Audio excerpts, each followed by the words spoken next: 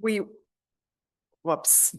And actually, I mixed it up because we will actually, before that innovation panel, we will have the presentation of the working groups, of the problem-solving groups, the proposal presentation. So the chairs and the students will present what they have achieved, and that we will also discuss in the closing plenary, because then we will also come up with a proposal with the typical Dolomite manifesto made in Venice this time around, which will open the road to Belém, the road to the COP where Francesco will be going to. We will have two panels in the afternoon about Brazil and what this venture here has to bring to the table for Brazil. And now I hand over to Francesco.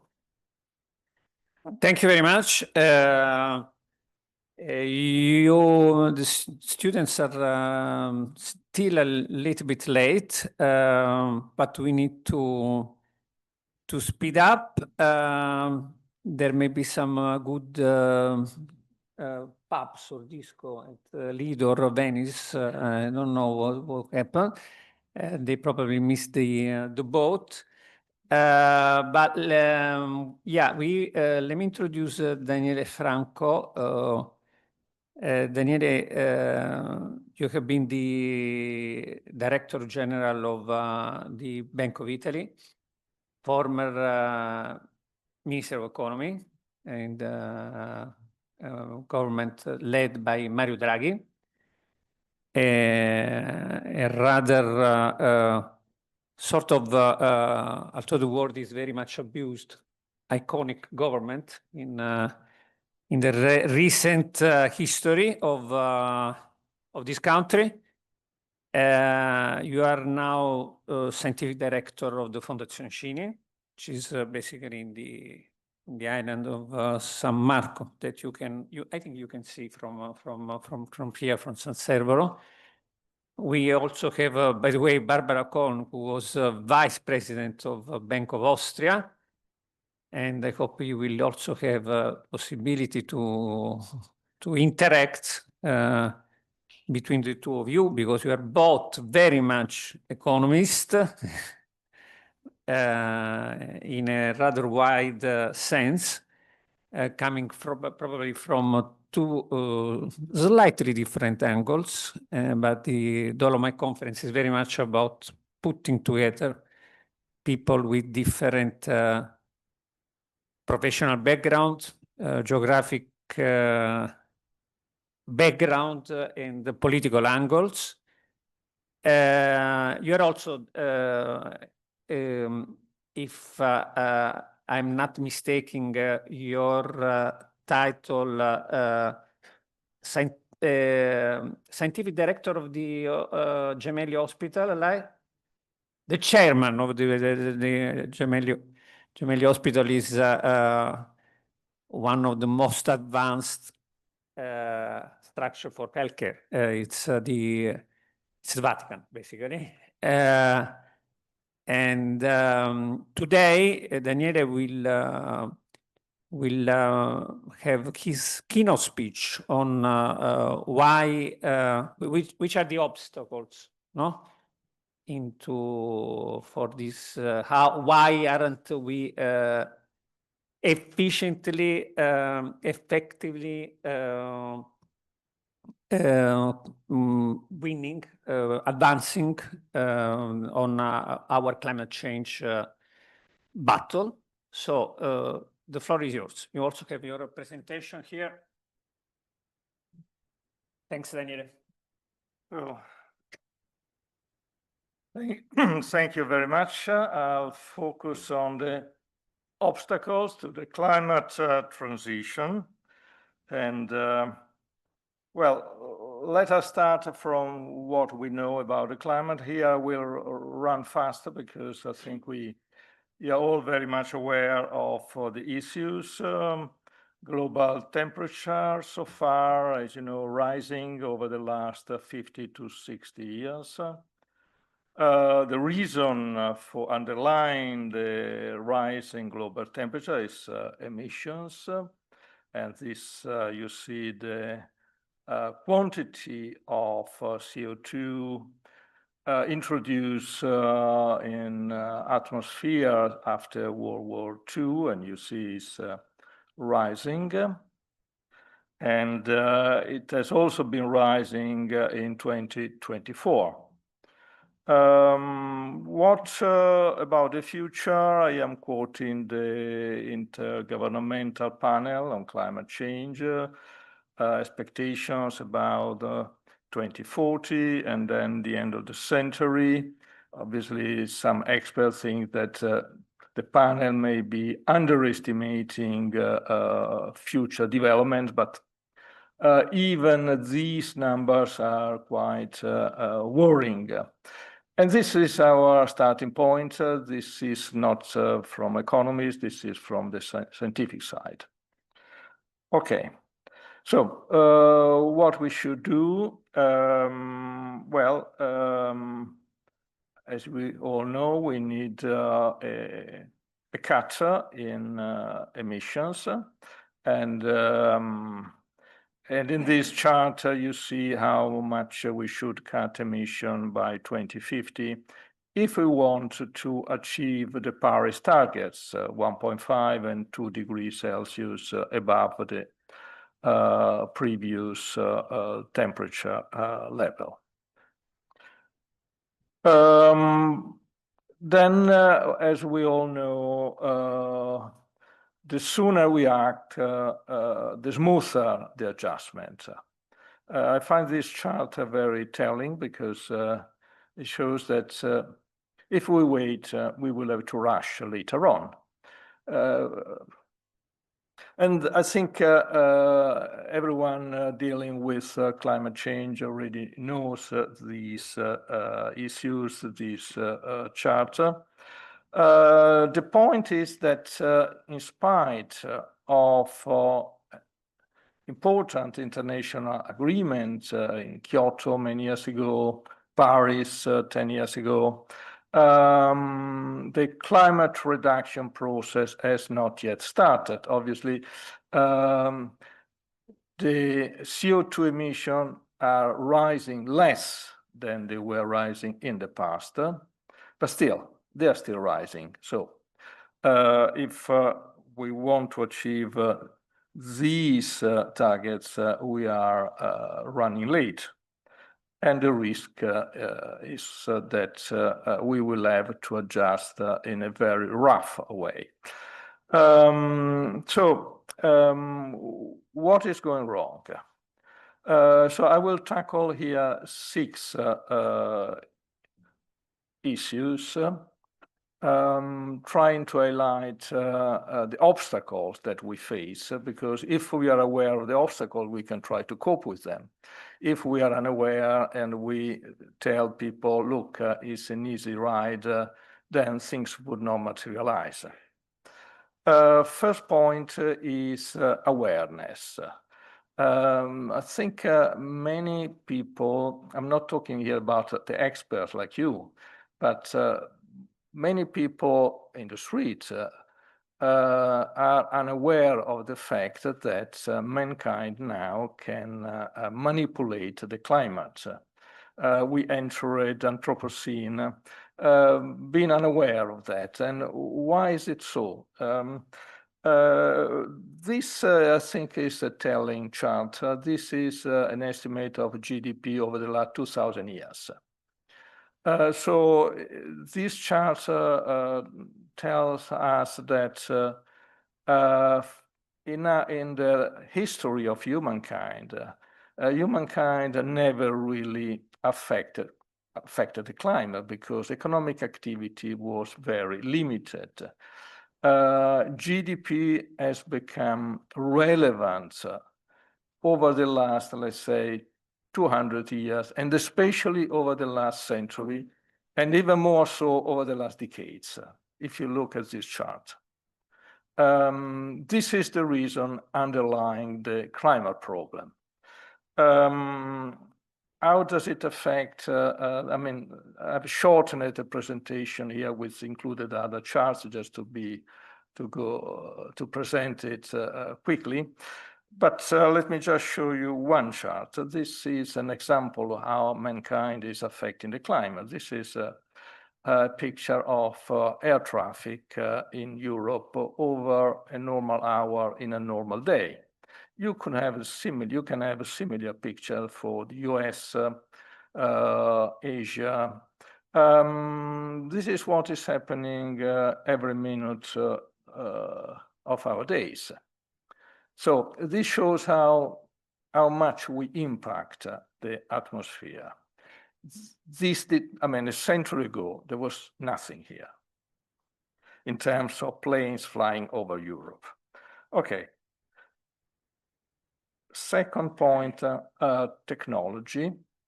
Obviously, technology is the core issue because if we want to avoid producing CO2, we need to organize our economy in a way that, and our lives, in a way that does not produce CO2.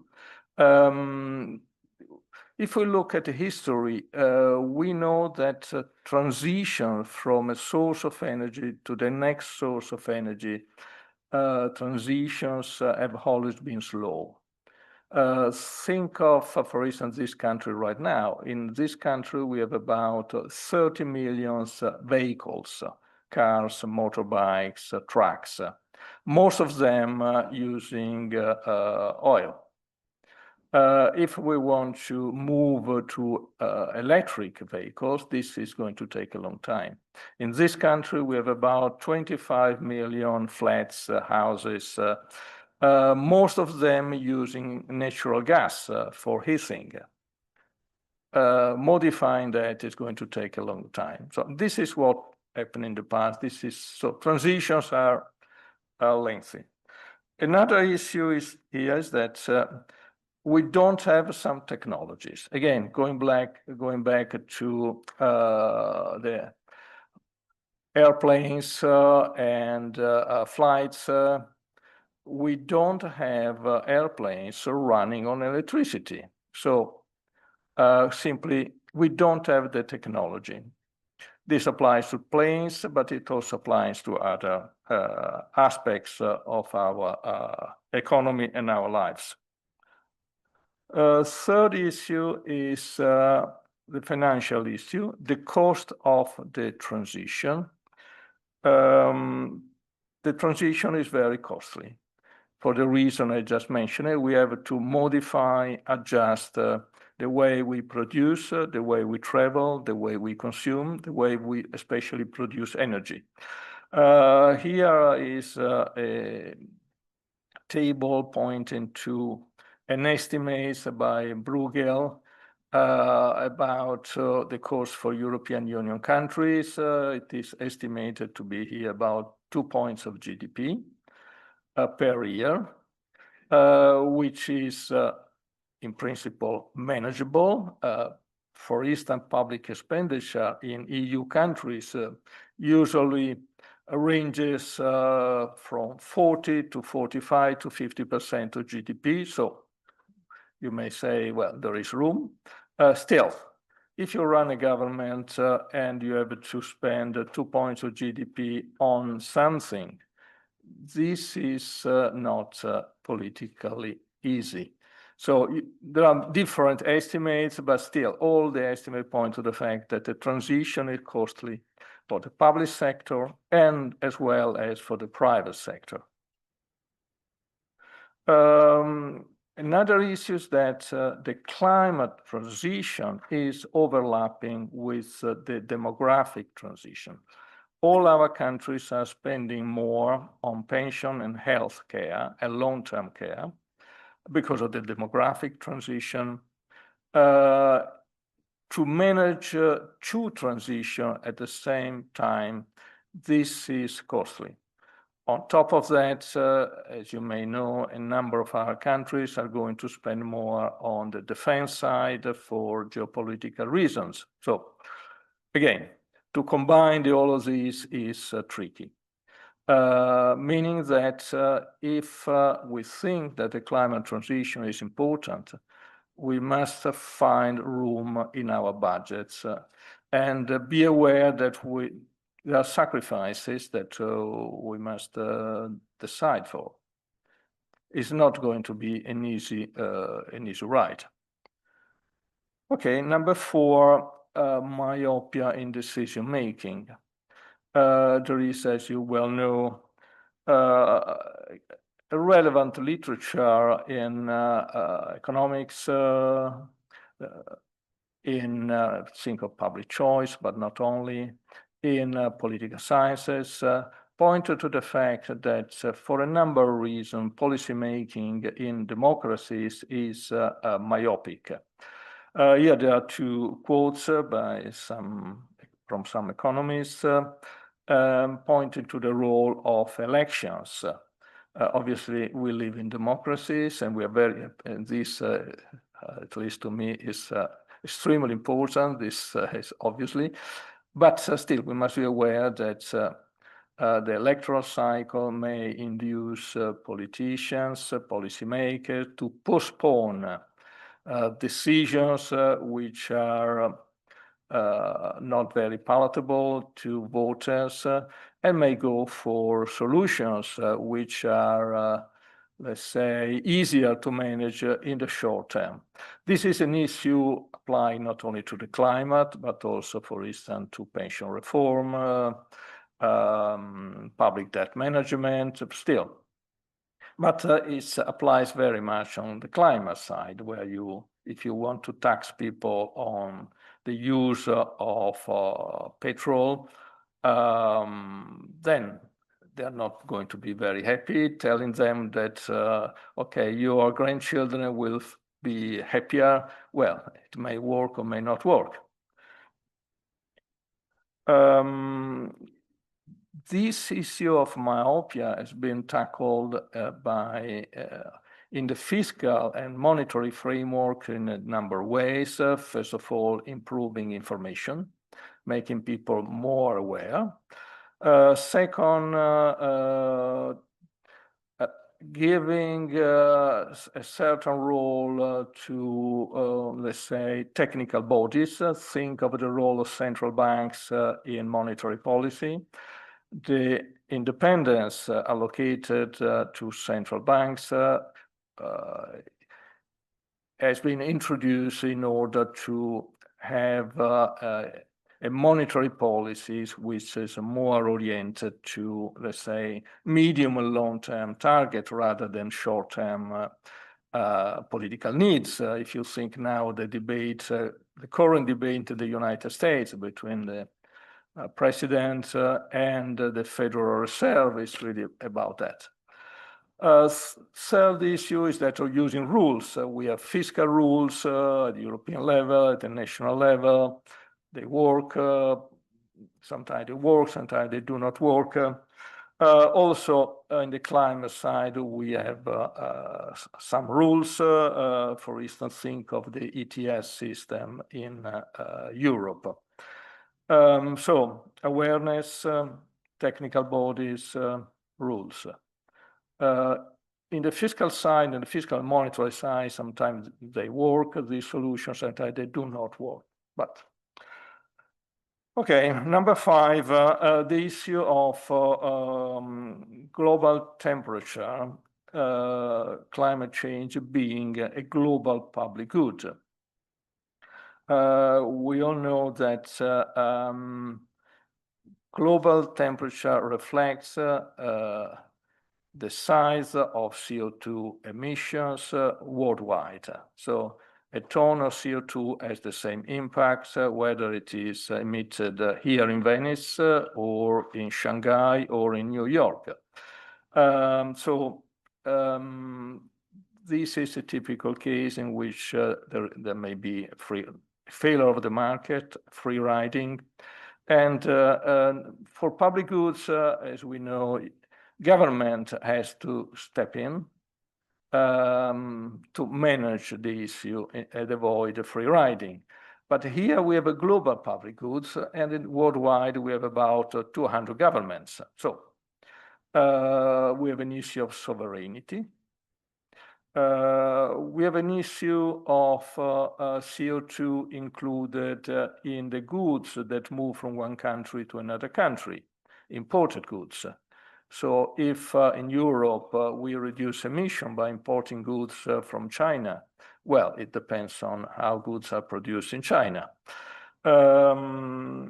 Then how we define the contribution of each country to the global, let's say, good, how we define the path to zero emissions.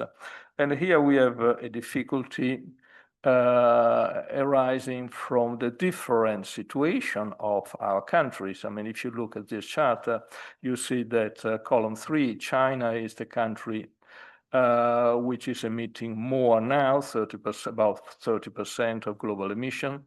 But the Chinese government will tell the other government, look, if we look at the past, look at column 1, we have been emitting much less than you, a rich country, have been doing in the past. If you compare China and the United States, immediately below China, you can see quickly the underlying difficulty of the debate about the two countries. If you look at stock and flows, the picture is different. India is may again ask for more time to adjust because they are emitting little now and they've emitted very little in the past.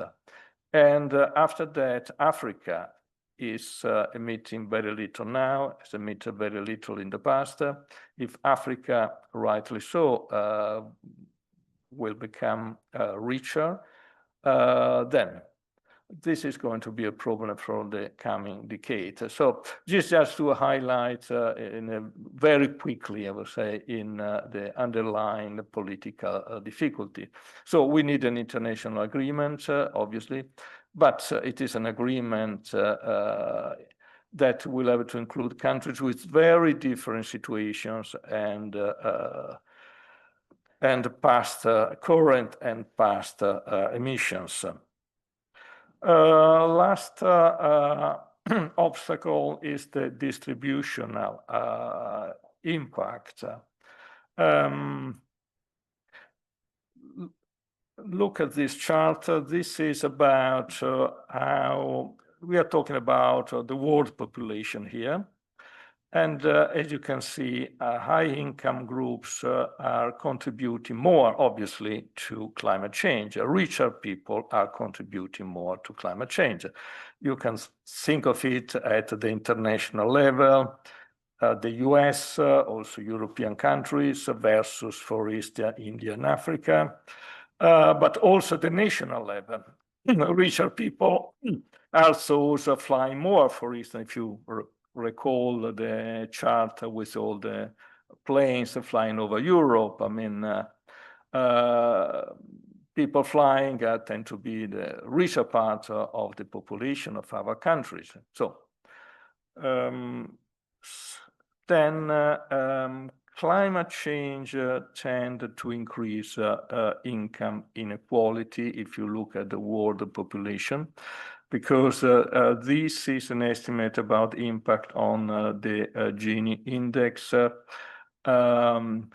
is the red areas, the red color is used for the countries in which inequality will increase because of the impact of climate change, according to this paper. And you can see that it is in the poorer countries that the impact is more sizable. Finally, policies aimed at reducing emissions. Among these policies, carbon taxation is one of the most relevant. The IMF is, for instance, suggesting a sizable increase of carbon taxation, but this chart is about Italy, pointing to the fact that energy consumption. If you increase the tax on energy consumption, you target relatively more poorer people. So we have poorer people affecting less the environment, poorer people that may carry a relatively higher burden for the adjustment. And this is politically very tricky. So, conclusions. If you recall the first part of the presentation about the consensus view of the scientists, the message is pretty clear. Net emission should be reduced as soon as possible, but this is right now not really happening, in spite of a lot of progress, obviously, but still we are not there. 6 obstacles, the issue of awareness. So we must inform the public. We must get the public to understand that now humankind is in a different position vis-à-vis the past in its impact on the environment and the atmosphere. Second, technology. That is we need a lot of research and development. Carbon pricing may induce companies to adjust, may induce consumers to adjust. And then we may use rules. I mean, there are a lot of things that we can do. Then we must prioritize the climate transition and fiscal policy, which is tricky because, as I said, we also are facing the demographic transition, meaning that if you look at the budget, that we might have to increase retirement age faster than we do in order to have some room for maneuver in our budgets. Then there is the issue of the decision making. We must make sure that we become less myopic in decision making, which is easier said than done. And then we may, let's say, get some indication from the fiscal policy and the monetary policy debate about the role of technical bodies, the role of rules, but still, how to make the future more important in a situation in which the median voter in our countries is not young now. I think the median voter in Italy is about 55 now, 55 years old, meaning that elderly people like myself are those really deciding where we should go. And if you have a relatively limited lifespan in front of you, you may decide that, well, the weather is nice and there is no reason to tax oil so much and to make flying much more expensive. I'm very much simplifying here the issue, but then there is the issue of international cooperation.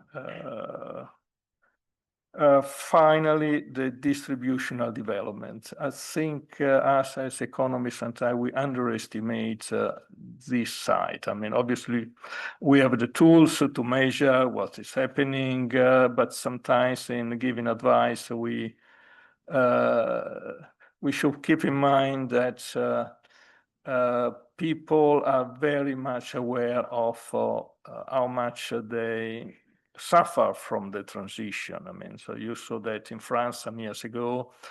So the distributional aspect is crucial.